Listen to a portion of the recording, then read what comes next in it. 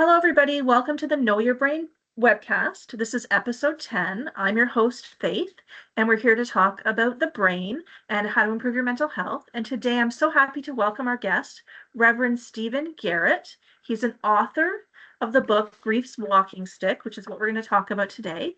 He's also a social worker and a teacher at a college in Vancouver. He teaches grief counselors and he trains death doulas. And we're here to talk about his very rich experience and his book and what you can do if you are experiencing grief or if someone you know is experiencing grief and how we can improve as individuals and as a society. But we'll start with as individuals because that's what we can take responsibility for. So, Yes. Stephen, yeah, Stephen, welcome to my program. Thank you so much for being a guest. I've been so fortunate in all the wonderful people who are participating. So start by telling me, Reverend Stephen, um, how did tell me about your background. So you can go back as far as you want. How did you get into the grief business? Oh my goodness. Have we got 5 or 6 days? You have about an hour. So, Okay. yeah.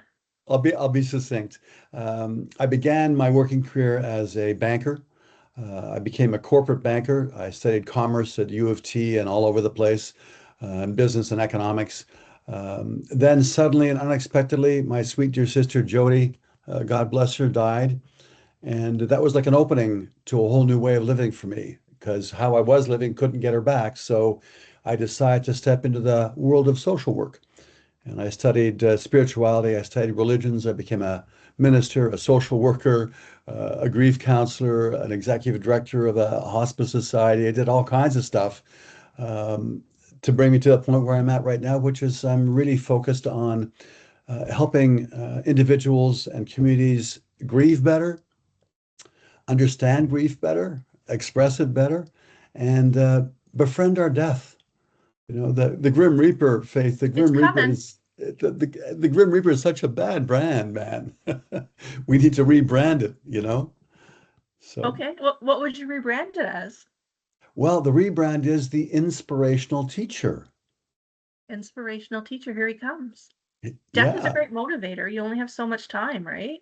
100%, Yeah. 100%. If we lived forever, I don't think people would do much.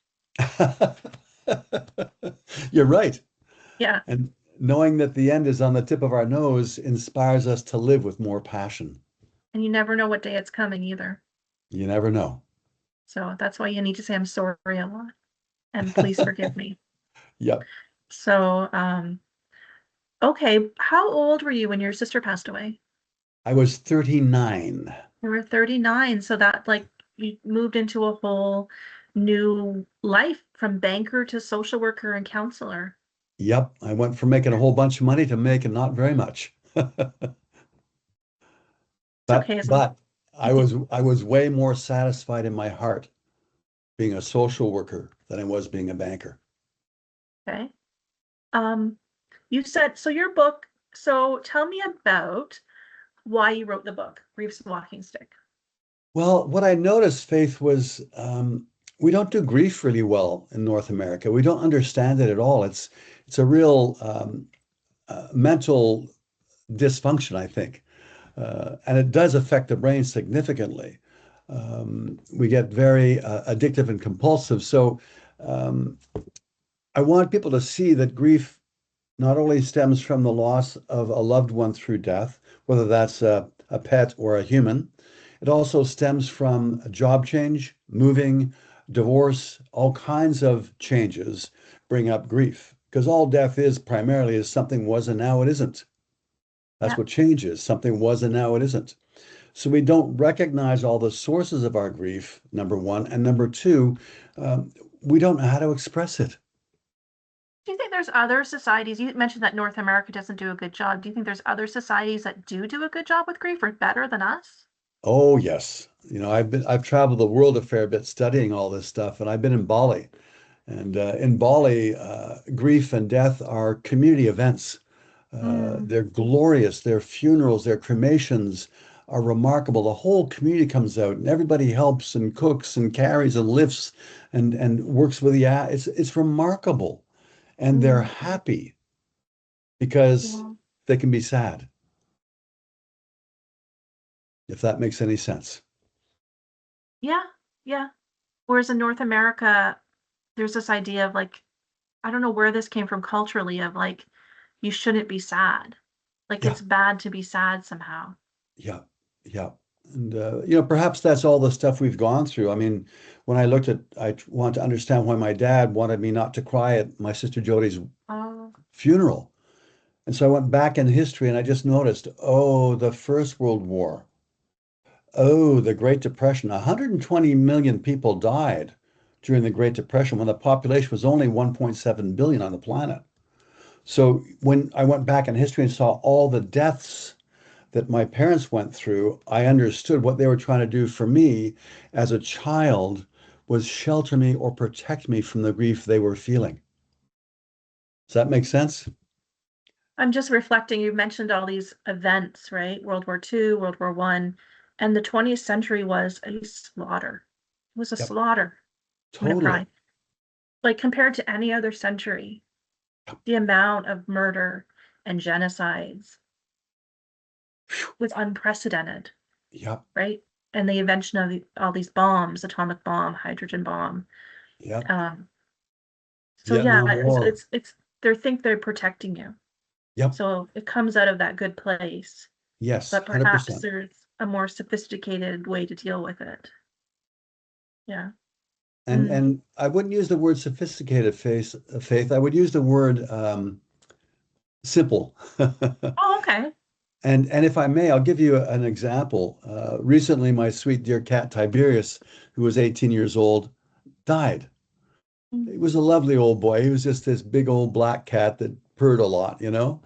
And the young girls next door who are 8 and 10 used to come on weekends when we were away and take care of Tiber and little Missy. And so he died. They knew him. So I went next door a week after his death and I called the girls over. I said, "Hey, girls, come on over." They call me Grandpa Uncle Stephen. I said, "Give Grandpa Uncle Stephen a hug. Tiberius died last week and I'm just a little sad. I wanted you to know that he's no longer with us because you took such good care of him and he thanks you for being such kind neighbors." And they just hugged me and had a little cry and they were sad and then they went off and played. Mm. There's an example of appropriate sharing of death and dying using simple Yes. words, simple Yeah. concepts. I think people are afraid that the feelings are going to overwhelm them somehow, Yep. and then they won't be able to continue after. I'm not sure. I'm not sure why people avoid certain emotions. I I think mean, you just I think you just nailed it, Faith. People feel overwhelmed. And I think what it is they're not staying current with their losses as they roll in, right? And okay. so a bit like a cat and a hairball, we collect our grief and then all of a sudden it's so big it comes vomiting out. Generally Yeah. speaking, is anger. So if it was just about the cat, it wouldn't be overwhelming because you know you're only going to cry for, a bit. Yeah. But it's not just about the cat because you didn't grieve your grandma and you didn't grieve that time that person hit Yes, you and you didn't grieve the whatever, right? So exactly. it all comes up and yeah, it might take a year to process everything or Yep. something, right? And 100%. maybe you don't feel like you have a year to sit in the therapist's office and you don't have the money, right? Yep. So uh I think it's also we should talk about culturally it's been much harder for men, I think. Oh my goodness. Phew. I've just been asked to give a mini workshop on why men don't grieve. Um, and it's real simple. We've been trained not to. You know, and again, 100%. I go back to my father and I look at how he was trained by his father. My grandfather was in the army for the First World War. My father was in the military for the Second World War. Men were trained to keep a stiff upper lip. Men were trained to get back to work. Men were trained to protect. Men were trained to, and so we forgot how to grieve. And then we made up all this stuff about only sissies cry. For women or children, and not Yeah, even male children, I don't think. I think boys have been punished a lot for expressing a wide range of emotions. that's right. So, and girls do get punished too. Like, don't get me wrong, it depends on the family, but it's been, I think, much harder for men Yeah, 100%. and So, continues to be harder for men. yeah. So, You know, I was going to say I'm on the board of the Death Doula Association of Canada. I'm the only male representative, and there's only two other men who are members of the uh, Death Doula Association of Canada. And so it's primarily female work, always has been for centuries, but How many members are there? 500? And there's two men. Yeah, What a loss, you know? yeah, Like I yeah, feel like men would have something to bring to the, like, not that women aren't doing a fantastic job. We are. yes, But men should participate in this spaces. All genders should participate in all spaces, yeah, right? And it's 100%. true though in many professions. Like my profession is 86% female. Yeah, Um, so like when I go to work in the education field, psychology, social work, speech pathology, some disciplines are 100% women. yeah, Some disciplines are 70% women. So like, but and nursing is very strongly women. So there's these fields that are very much dominated by women. yeah, And I think that's a shame. yeah. It's So, what I find when I teach people about grief and loss and death and dying, if it's just one gender, it lacks. Whether it's oh, all men or all 100%. women, it lacks. When both genders are present and all the other genders around it are present, the conversations and the learning is much more profound, much wider, and much deeper. Yeah. Yeah. I love talking to and meeting fathers at my work. Yes, Um, yeah, like because I'm dealing with children. So sometimes I'll talk to the mother, of course, but I like to talk to the fathers as well. And it's so I love it when they come to the meetings. yes, Um, and sometimes they do, and sometimes they don't, right? But it's so I don't know, it's just powerful to me when the fathers are involved in that way and they are yes, speaking about their child in such a intimate, um, informed sort of way. yes, Like just it's so good to have both parents there, right? And I think it's so good to have both genders and everything. And yeah, I mean, I think what's happened in the last century is women couldn't participate in science and engineering and business and things. And now we can, yes, for sure we do. Like we're dominating in lots of stuff and going above the 50% mark in government. But men also aren't participating in nursing yeah, and childcare and even psychology, like the field of psychology, which is a science. So it's interesting that they're not participating that much in the clinical work, right? That it's become yeah, very female dominated, which yeah, it wasn't initially. So it's so interesting to see how these things balance out. But I'm hoping that more men will come into these yeah, fields like you have done. yeah. And what we're Yeah. doing, just to give you a little bit of awareness, is some of us fellas are recognizing that we're not speaking the right language to attract more men into the fields. Mm, We have to find, pardon the expression, guy talk. You okay. know, and so some of my colleagues and I are noticing at Rhodes we attract a whole bunch of women in, and out of a cohort of 22, there might be two men. So Yeah. we're not speaking in ways that men can understand that they're invited to. I want to say to men, please come be an elementary school teacher. Please come and be an elementary school teacher, kindergarten to grade six, because I mean, these kids need men in their lives. Yes, The boys and the girls, but maybe especially the boys. And to see these men who are educated and compassionate and professional and there like regularly in their lives as a young boy is so powerful. But 100%. men aren't elementary school teachers. There's very few. I'll go to school and sometimes there's none. K to 5, no male teachers. Sometimes there's one or two, more often the gym teacher. But Yeah, but I'm like, I wish there were more men here for these boys, right? 100%. And it's a good paying job in Ontario. So please come be elementary school teachers, please. And be a deaf doula and be a grief counselor, Yes. right? Yeah, And be a absolutely. nurse. Like look at these professions. Don't be dissuaded because if they're seen as feminine professions. They're good paying professions and you're very much needed in the community and your male voice is needed and your male perspective is needed. Yeah, Yeah. Please, 100%. please, please join me in my profession I'm, in the I'm school on my system. way. I'm on my Okay. way. So I hope somebody's listening and they'll come and they'll check out. Is it Rhodes College that you work at? Yep, yep. Rhodes Wellness College in Vancouver, and Okay. they're an experiential learning college, so it's Okay. a very profound way of learning. So Yeah. So don't feel like as you're a young man and you're trying to pick your profession, you have to pick a traditionally male profession. Lots of women's professions make very good money, and we're happy to have you. And we want to 100%. hear what you have to say. You don't have to go into business. Business is fine. It's fine. But if that's your passion, that's what you should do. But if you have a passion for caretaking, if you have a passion for children, if you have a passion for emotional labor, Do it. please. Like, yeah, I think there's a unique masculine voice. Of course, there's a huge overlap, right? Like we all value compassion and empiricism and hard work and things, but there's a difference between what men and women bring to things. 100%. And it's much needed. Yeah. And you're alone there, one of the few men training death doulas. Can you talk a little bit about what a death doula is in case people don't know? Yeah, death doula is this care team member that is non-medical.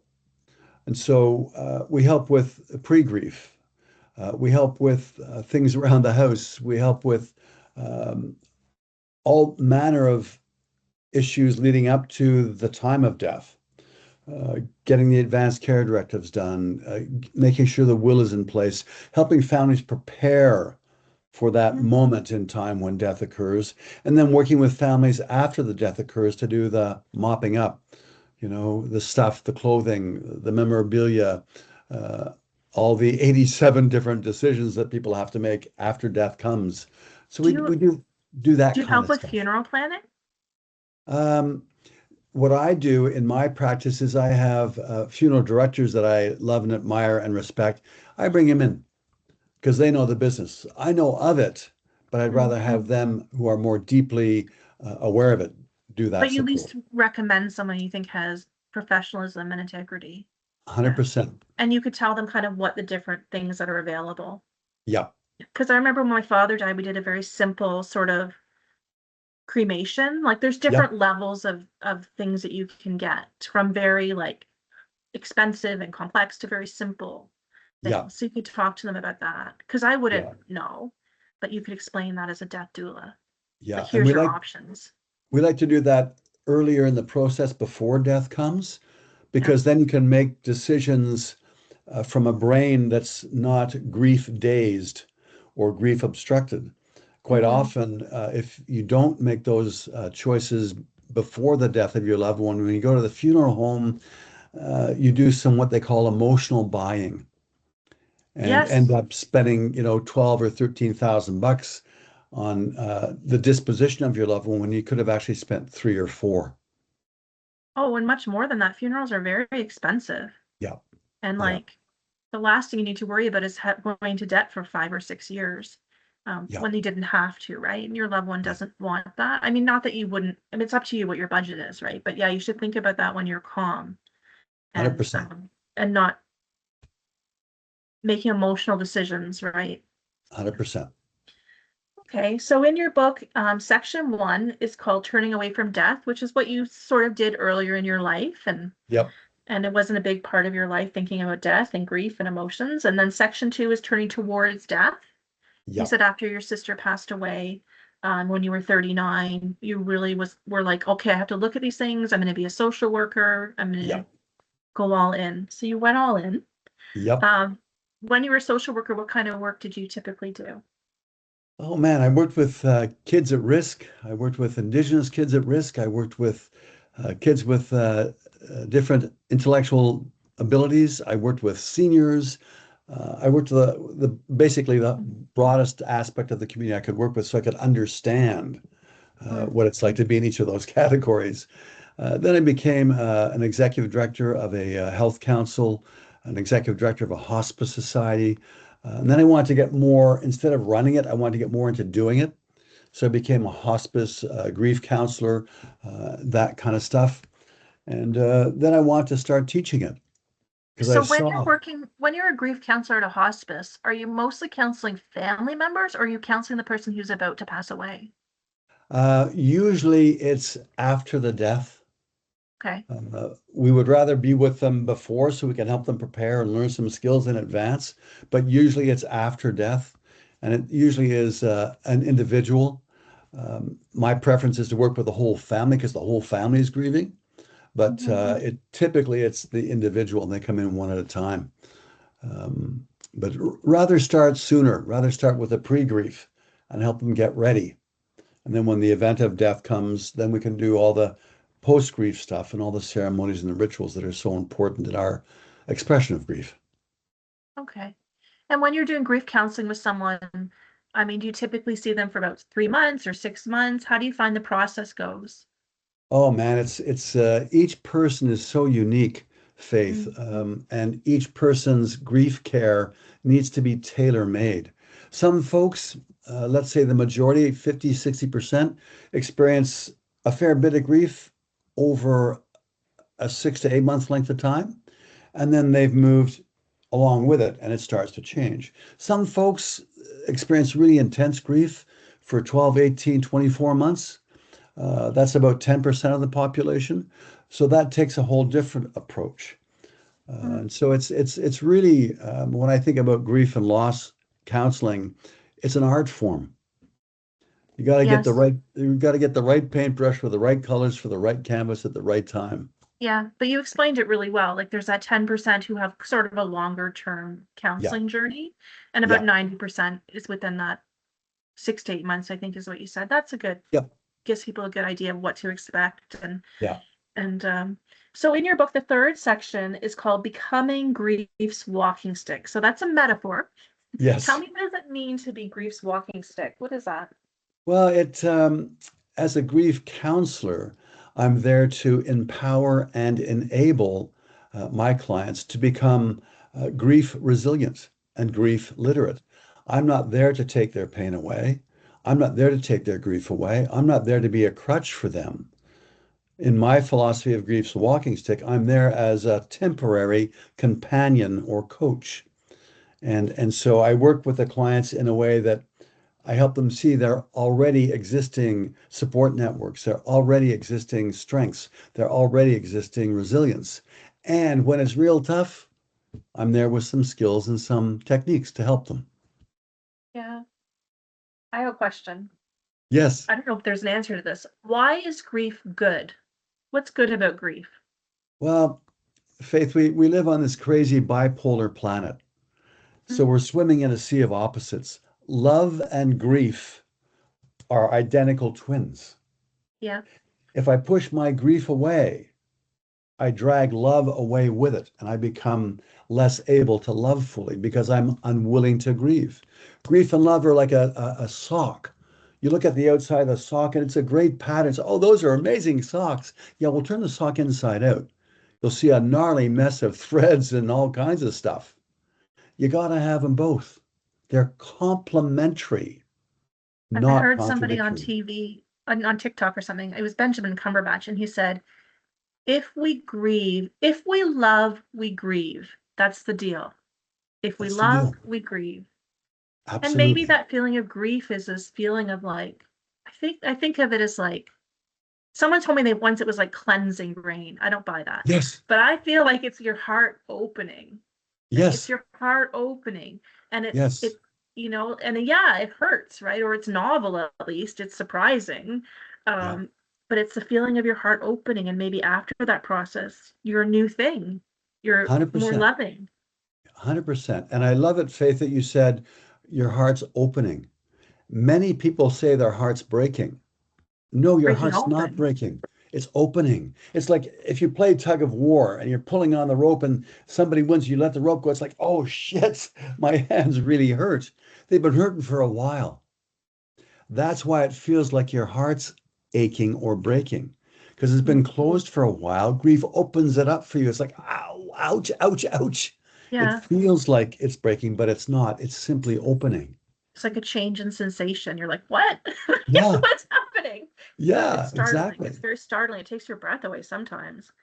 So Absolutely. yeah, it feels like a kick in the chest sometimes, or the Yes, it sometimes does. people say the stomach or the chest. Um, So your group's walking stick, you're there to give support and help when people are walking through these times, these very emotional times in their life. Yep. Um, and your book gives 6 tools for dealing with grief. Yep. And the first one is grief languages. Can you talk about grief languages? Yeah, I created the 7 languages of sorrow, which are similar to Gary Chapman's 5 love languages. If Which love's people got, love. right, if people have love language, they got to have grief languages. And Okay. so I'll give you an example of a few of them. There's the talker, like what you and I are doing. The talker feels comfortable doing this. They feel comfortable in grief support groups, whether it's a walking group or a sitting group. They love to talk. Others are the mover and the shaker, or they're very kinesthetic. They need to be walking, they need to be running, they need to be dancing. Others like to paint their grief out. They're the artist. Some folks like to write their grief out. They're the writer. There's 7 different languages. None of them are more important or more special than the other. They're just different. And Mhm. if we can help families become multilingual in their grief, instead of having just a trombone of grief, you'll have a symphony of grief, and it's much more rich and much more full. Mhm. So, especially with our kids, some of our kids, they're movers and shakers. You take them out and throw the football back and forth, they cry a little bit, then they throw the football back and forth. Some of our Mhm. kids like to paint and scribble and draw and doodle. Some of our kids like to talk. Let's find their language and make them write about their language and work with them in their language. And the second tool in your book is a binder. Can you tell me about Yeah. what kind of binder you think people should make? Yeah, it's I've got my all ready to go binder in my office downstairs. My boys know where it is, my wife knows where it is, my in-laws know where it is. It's a collection of all the important papers they'll need when I take my final breath. My last will and testament, my power of attorney, my advanced care directives, my funeral arrangements. I've even got a playlist of the music I want played at my celebration of life. Okay. Also, copies of my identification, all the things to make it easier and more graceful for my family when I do take my last breath. It's interesting that you have that binder because to me, you seem very vibrant and healthy. You may live another 20 or 30 years, but Yeah, you but you're not ill, right? I think no, most people wouldn't. I think a lot of people do have a will, or some people, but most people don't have that type of binder unless they're yeah, ill. yeah. And here's the thing that I know for sure. I don't know when I'm going to take my last breath. And I've been around a lot of deaths where somebody has taken their last breath and they're not ready. And it is such a gong show for their survivors. I do not want to visit that on my family and my children. I want them to be able to grieve my loss. I want them to feel that there's preparation there. It's a generous gift I'm giving to my boys. I may live another 30 years. I don't know, but just in case, I You got my have that binder. binder. I Yeah, don't think, I mean, that's real. You're being real about stuff, right? Like you're gonna yeah, die, you don't know when, make a binder, and you're especially if you have kids, right? yep, Um, but I think most people will be like, really? I gotta make a binder? But okay, it's a tool, right? You have a yeah, binder ready. You're being real about stuff. yeah, So the third tool in your book is you talk about types of death that are more upsetting than others. yeah. So can you, and Let me give you a couple of real examples that are current with our times. Drug overdoses and suicides amongst our teenagers. Oh my goodness, they are, you're an educator, they're on the rapid rise. Those deaths are really, really hard for families to get through because they're stigmatized socially, they're disenfranchised because your kid should have known better than to use drugs. Suicide's so hard to take, nobody wants to talk to you about it. So those types of deaths, murders, sudden accidental deaths, they're really, really hard to deal with. And oftentimes families feel like they're under a cone of silence. They can't talk about it. of course, I know that it used to be the practice if someone, well, it used to be illegal to commit suicide Yep. in Canada and North America. So you would get charged with a crime if you attempted suicide and you weren't successful. And then Yep. it's no longer illegal, which is fascinating that that was illegal. Yep. And I can't, it's hard for me to understand the reasoning of that. And then when it wasn't illegal, it was a secret. Yep. So if you're someone in your family killed them, so let's say in the 70s, if someone in your family killed themselves, that was a secret and you made something up. Yep.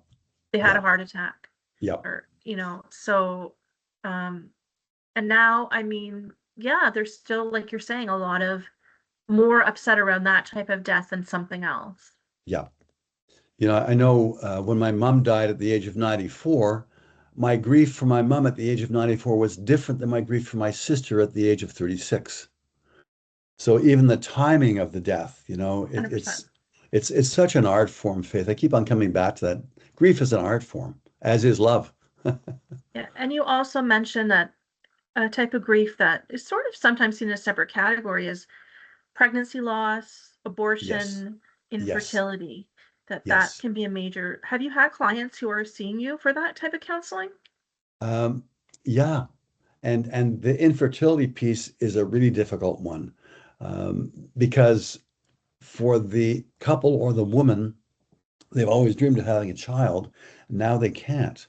And so what the friends do unintentionally is, oh, go adopt a kid, or you've already got kids from your husband because there's so many blended families now. Just pretend you're their mom. But that's what they call disenfranchising. And that doesn't help at all.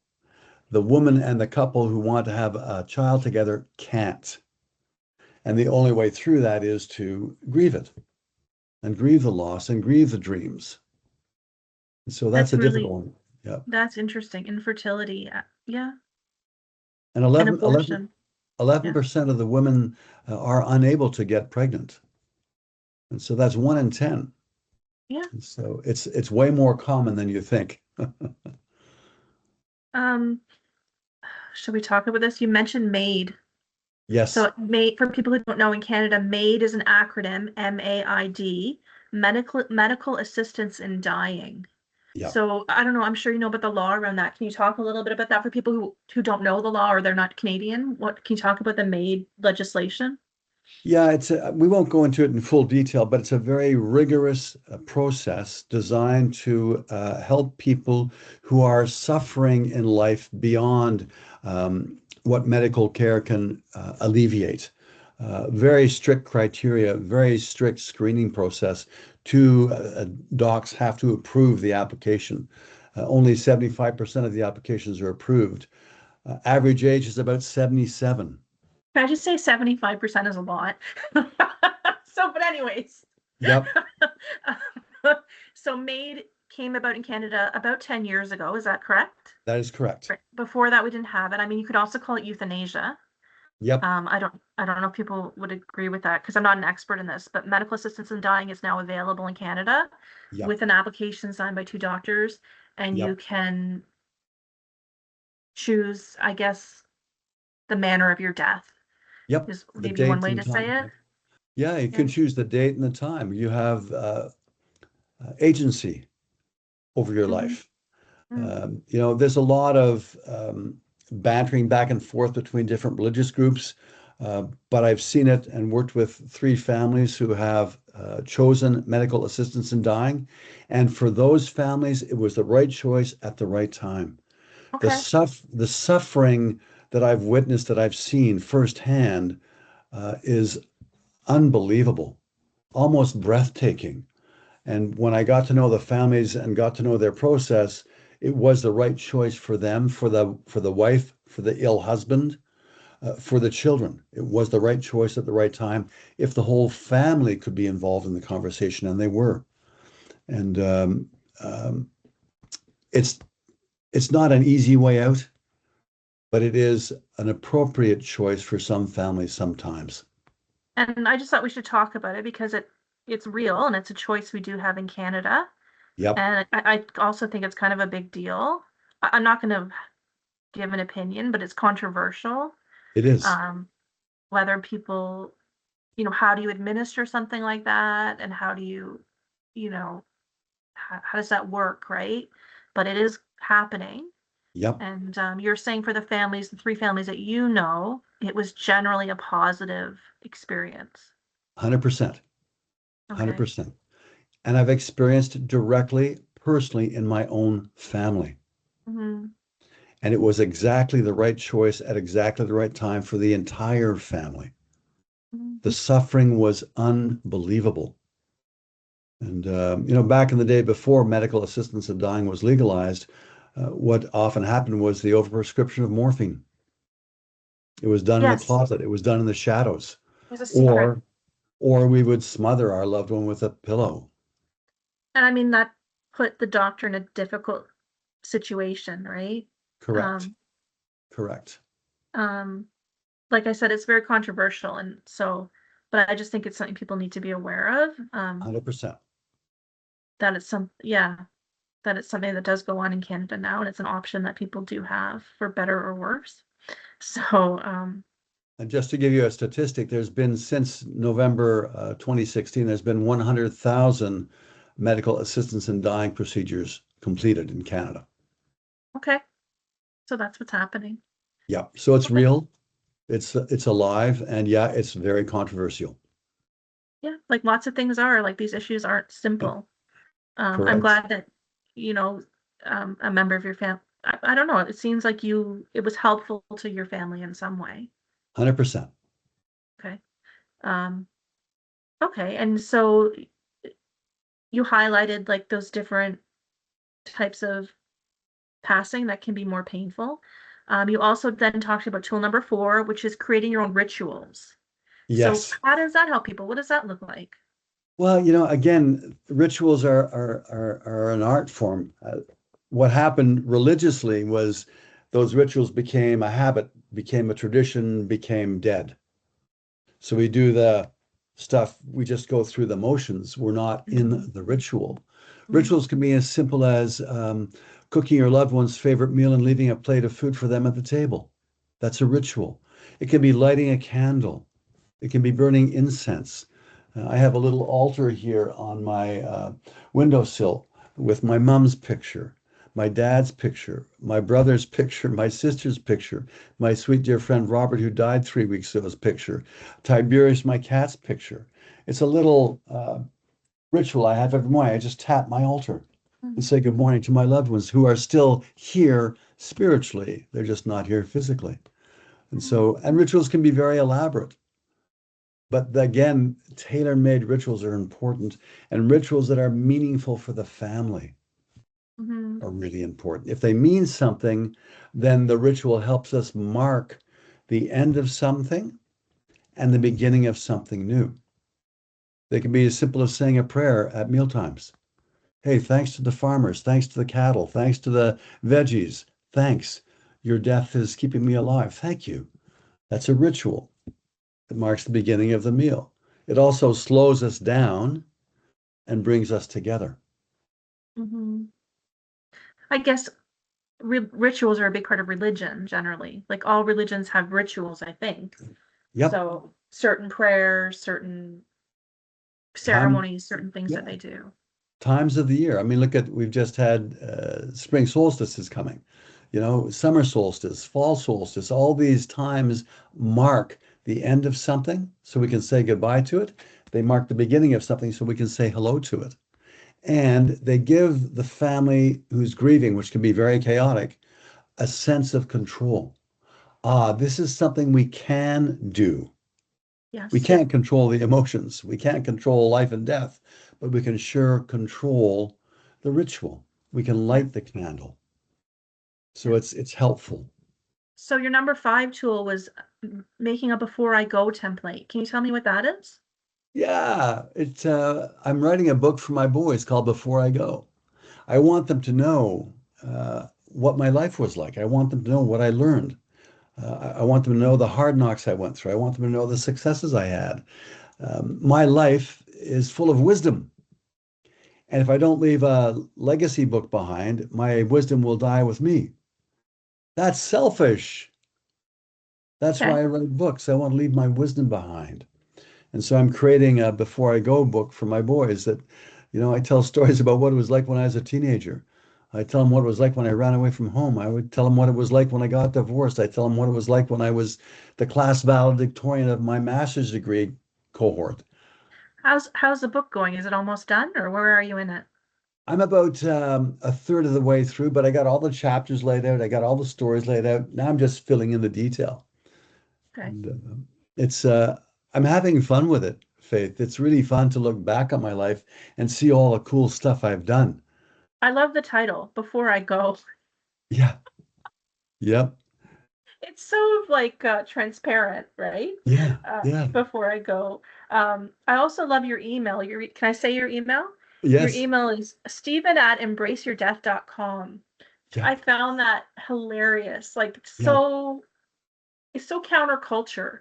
Yes. It's so punk rock. Like it's Yeah. so anytime I mention death, which I don't do a lot, but if I ever happen to, I notice people shudder, like they startle, I know. right? I And know. also my father died like last whenever, and they'll and immediately they're so Yeah. like, and I was like, that upset you? Like the thing I said yesterday about didn't about the shooting like next door didn't upset you, or the fire, or the child abuse, or whatever, that didn't upset you, but this upset you? I'm I always know. surprised by how upset people get by the mention of death when other I stuff know. doesn't upset them. That upsets me much more. Yeah. So I I love know. your email, embraceyourdeath.com. Thank you. You're like, just embrace it, just give it a hug. And Yeah. it's so warrior. It's so punk rock. Like it's Yeah. so like, aren't you the toughest thing ever if you can do that? Yeah. Yeah. And this is important. This little piece that you just mentioned, Faith, embracing our death is important. Otherwise, we can't embrace our life. I got a tattoo on my chest. It's a Maori skull. I got permission from a Maori elder to put a Maori piece of art on my chest. On the Okay. top, it says, Death, my dear friend. And on the bottom, an inspiring teacher. Okay. So I've accepted death as inspiration. I've accepted death as my teacher. And you know what? I'm inspired like crazy and I'm learning like crazy because I made that choice. Wow. Yeah, that's what when I saw your book, I wanted to interview you because I was looking at all these psychology books, and yours was the only one about death. And I thought, it seems like sort of a big topic. Like, I think we should talk about it, right? Nobody else was Yeah, talking about it. Um, exactly.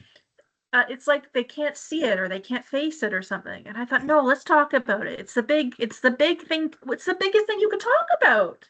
Totally. We all have death in common Yes, and it's we're very all going there. unifying. Yeah. Yeah. So the last tool in your book is called the grief tree, which is sort of a Yes. diagram that you're advising people to make that looks like a tree. Can you talk about the grief tree and how that is helpful?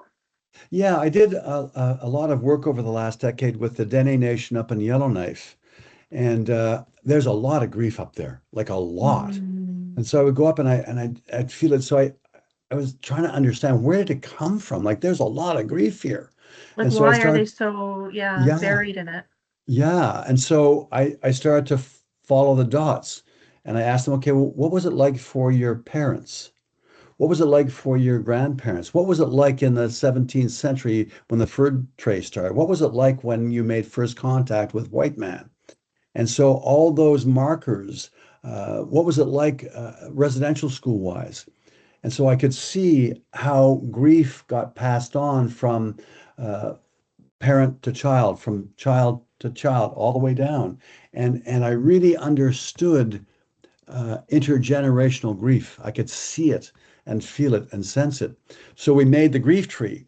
So all this behavior that we do, say addictions or abuse or all those behaviors that we do, that's the branch of the tree trying to get attention to the trunk of the tree, which is I'm not good enough and I'm a failure and I'm worthless, down to the roots of the tree, which is, oh, I spent time in residential school. I lost my freedom. I lost my language. I lost my dress. My grandmother felt that. My grandfather felt that. All the way back, you can see it. And so the tree is such a lovely tool to use to help us understand how we're expressing grief up here, but where it came from. You mentioned to me before when we were talking that there's a big connection between unprocessed grief and addiction. Yes. So all kinds of addictions. So can you talk about the connection between grief and addiction? Sure can. I spent years working at the corner of Main and Hastings in Vancouver, which is where addicts, alcoholics, sex workers, they all hang out down there. That's their home. And I spent years down there working with these amazing people.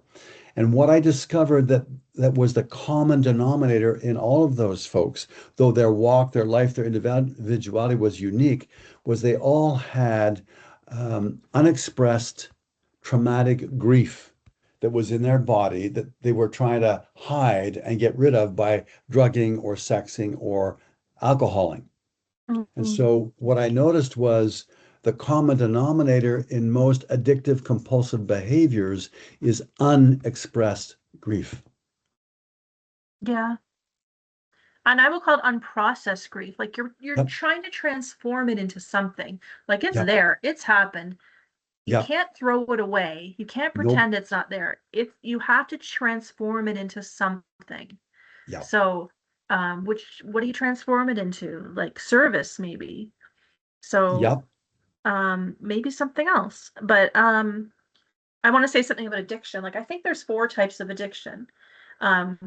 So comfort, so drugs, alcohol, status. Some people are obsessed with status, so like a yep, workaholic, or a money obsessed person. Um, Control. So somebody who is obsessed with control and they're abusive and they're angry and they're controlling and they're a tyrant. And the last one is attention. So like a yep, codependent person. yep, Right. So attention, those, like I was just thinking about this the other day. So attention, some people are addicted to that. I tend to go that way. Comfort. yep, Comfort, which is, alcohol. It's classic, right? And yep, then and money and status and tyranny. So all of these things, we're doing these horrible, destructive things instead of like coming into the central part of our trunk as a tree. I'm a tree, I'll use the metaphor, and processing this grief. yep, yep. So, yeah. And all grief requires is that it be witnessed by one other person and validated by one other person. It doesn't, we don't have to do anything aside from sit and see it and say thank you. It takes So I two. want to so I want to add them and call it co-processing grief. You Yes, co-process grief. It's not a solitary endeavor. It's a grief. social thing. Yes, exactly, Faith. Grief is a community event. Yeah. Death is a family event. It's not a medical event. Grief is not the domain of counselors, although it has become that way. Grief is a community celebration. Mm. Absolutely. Bring the food, bring the music, bring the song, bring the jokes, bring the sadness, bring it all. We're going to do it together. It takes a village. I think It my takes a attitude has been village. when I'm seeing someone grieving, like weeping, that I want to be supportive and that everything's okay and comforting, but not celebration, like what you've said. You're taking it more to I think in a good way, to the extreme Yeah. of like, yes, it's happening. Yes. Like, right? Yeah. Yeah. Yeah. But to And celebrate grief. if you watch Yeah. indigenous cultures around the world, you'll see they celebrate together. They do the cremations together. They wrap the bodies together. They go through the ashes together. Go to India, Varanasi, India, sit in the banks of the Ganga River, the Ganges River, as the British call it, and watch families lay their loved one on a funeral pyre and stay with them the whole time, and then go through the ashes. It's remarkable. I think that that's a very countercultural idea to celebrate break grief. Like we Yep, tolerate grief and we feel compassion for grief and empathy for grief, but to celebrate grief, that's novel. yep. And is that But the key? don't, yes, yes, yes. Don't we celebrate love? Yes, we do. Lots of movies. Why wouldn't we celebrate its twin? Why do you put its Yeah, twin in the closet, at the back of the closet, behind all the shoes? I don't know why. Why? I don't know why. Because Don't it's know so why. intimate. Because it's so very intimate. Grief is remarkably intimate, Faith. If I'm truly grieving with you, you'll see my deep, deep soul and we'll ache together. It's incredibly intimate. So there's a lot of trust there that you Oh, need to have. 100%. Yeah. In the most beautiful way. 100%. Yeah. So yeah, celebrating grief together as a form of love. Yep. Amen to that, sister. Amen to that. Okay. Um, I think we're almost done. I think that's so what advice would you give briefly if someone has recently gone through a loss, like a divorce, loss of a romantic relationship, an abortion, loss of a child, infertility, loss of a loved one to cancer or suicide? What advice would you give to them if you could say two or three things to them? Find somebody that loves you, find somebody that you love, find somebody that you trust, that you know you can just be yourself with, and share it with them. Just let it come out straight. Let it come out as sadness. Let it come out as anger. Let it come out as confusion. Let it come out as numbness. Share it with somebody who you trust, who you know is going to say to you, Faith, thank you. Thank you for sharing about your sadness and the loss of your pet dog, Sam. Thank you. Is there more to share? I'm here to hear. I'm here to listen. I'm here to witness. Feel free. I had Thank another you. question, but you answered it. What should the person they're talking to say? Say thank you. That's right. Is We there don't have to more? we don't have to judge.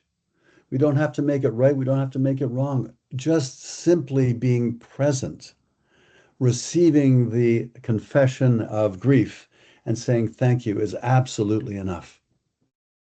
So I'm going to say again the title of your book, Grief's Walking Okay. Stick, Yeah. featuring the seven languages of sorrow. And I love that you have a picture of a dog on here Yes. because such a pure love comes between us and our dogs. Um, 100%. so a personal journey from sorrow to service, Grief's Walking Stick. So this is available on Amazon.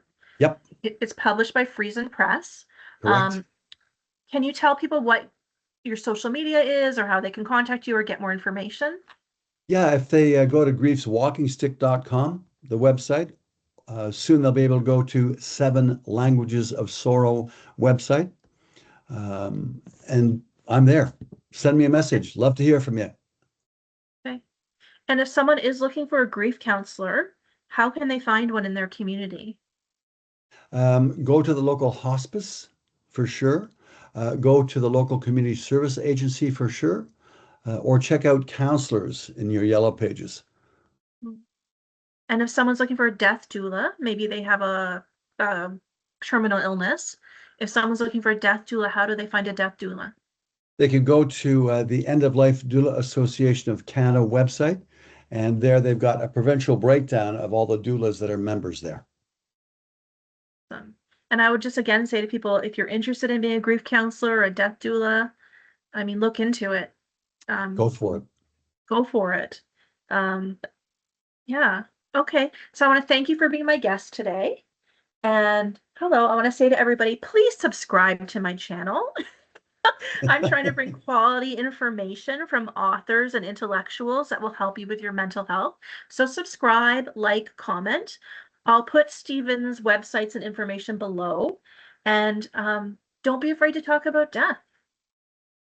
Don't be afraid to talk about your grief because you're talking about how much you love and evidence Yes. of your heart and evidence of the best, most intimate part of you. So please share that with all of us. Yeah. Absolutely. So, and the last thing I say, because this is the last thing I always say, is know your brain for a bountiful life. Thank you so much, Stephen. Thank you.